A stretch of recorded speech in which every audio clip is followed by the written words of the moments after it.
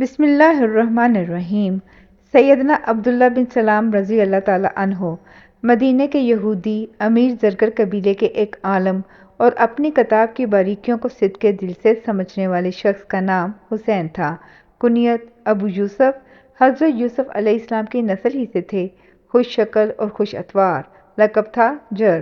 گھر سے بچوں کے لیے پھل خریدنے نکلے، خرید کر لوٹ رہے تھے کہ خبر ملی آقا صلی اللہ علیہ وآلہ وسلم مدینہ پہنچ گئے۔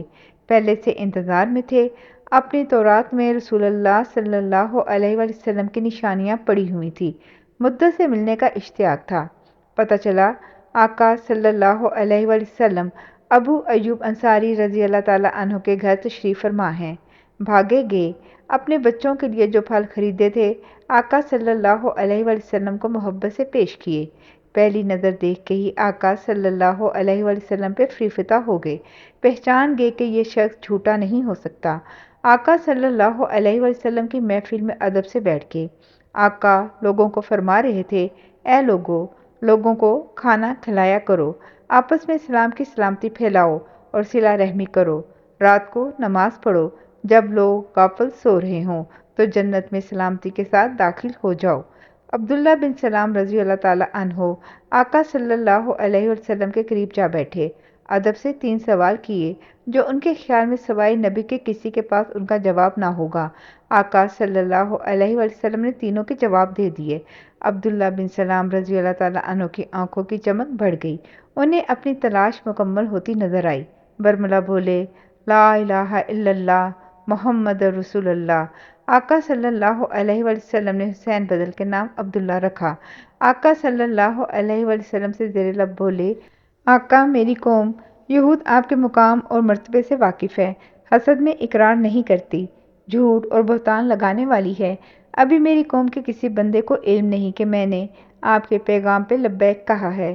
میری تجویز ہے آپ کچھ لوگوں کو بلا کے میرے بارے میں ان کی رائے لیں اور مجھے یہاں کہیں چھپا کے ان سے بات کریں۔ آقا صلی اللہ علیہ وآلہ وسلم نے یہودیوں کو بلاوا بھیجا۔ وہ آئے۔ آقا صلی اللہ علیہ وآلہ وسلم نے کہا، تم اچھی طرح جانتے ہو میں اللہ کا رسول ہوں، حق لے کر اس دنیا میں آیا ہوں، پھر حلقہ اسلام میں داخل کیوں نہیں ہوتے؟ وہ بولے، ہم نہیں جانتے۔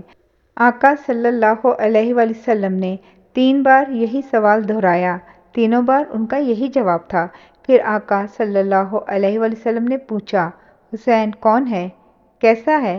بولے، ہمارا سردار ہے، ہمارے سردار کا بیٹا ہے، ہمارا سب سے بڑا عالم، ہمارے سب سے بڑے عالم کا بیٹا، دانشور، کتاب کا علم رکھنے والا، فہیم اور دانا، ہم سب سے افضل۔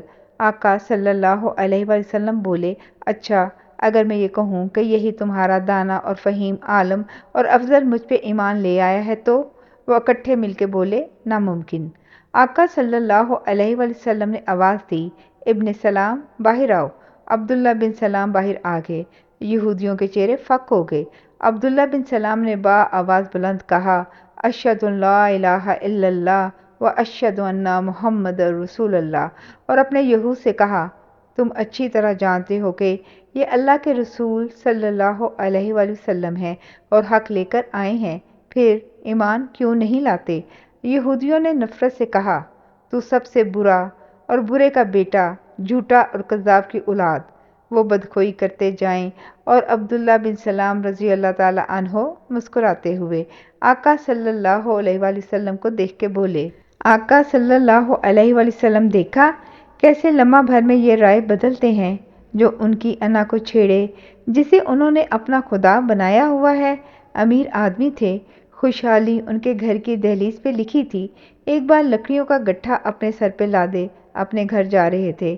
راہ میں ایک شناسا نے کہا، خدا نے آپ کو اس مشقت سے مستثنیٰ کیا ہوا ہے، پھر یہ خود پہ سختی کیوں؟ سیدنا عبداللہ بن سلام رضی اللہ تعالیٰ عنہ نے لکڑیوں کا بھاری گٹھا اٹھائے ہوئے اسے دیکھا اور کہا، اس تکبر اور غرور کا کبھی کبھی کلا کما بھی کرنا چاہتا ہوں، یہی خطرناک انا کا کیڑا ہے۔ جاری ہے، جزاک اللہ خیر۔